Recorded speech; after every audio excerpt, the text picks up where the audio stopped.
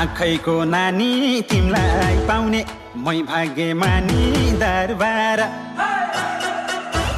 दरबार कहिले बस्ला झुक जाने